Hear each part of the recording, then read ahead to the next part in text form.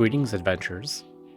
This is Tavs the Legend, and today we're going to be taking a look at the Dark Knight build for Baldur's Gate 3. If you're like me, you're probably losing your mind just waiting for the game to release. But don't worry, I got you covered.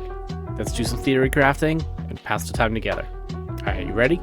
So today we're going to be taking a look at the Dark Knight build. It's essentially a Batman build, and we want to keep to the theme of Batman by utilizing a fear mechanic to strike fear into the hearts of our enemies. We want to be able to fight with unarmed strikes as well as weapons. And of course we need a tragic backstory, because what hero doesn't have one? So how are we going to do this? Well, first thing we're going to do is we're going to take a look at the level breakdown, and it's going to look a little bit like this. We're going to take one level of the Great Old One Warlock. The Great Old One Warlock has a fantastic ability called Mortal Reminder.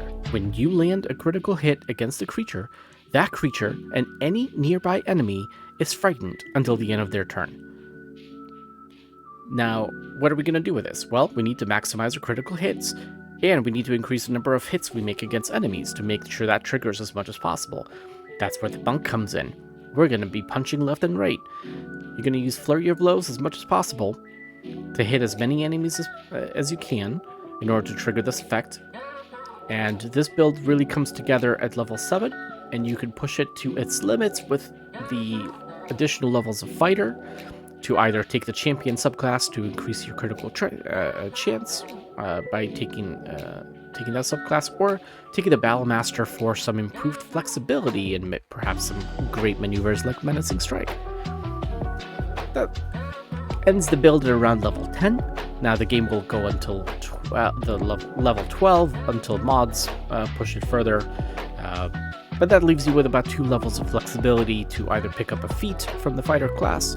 You could pick up 2 levels of Barbarian for reckless attacks, or you can forgo the Fighter altogether to pick up Gloomstalker to really embrace striking from the shadows. So that kind of gives you an idea of what the build is. Oh, and I almost forgot, we need the tragic backstory. That's right, this character works by taking the Dark Urge as the background, as your origin.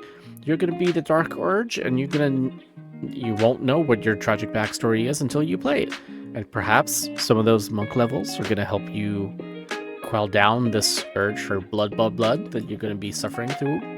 And maybe this is a good way of playing that morally gray Dark Urge. Fits the theme of Batman just right.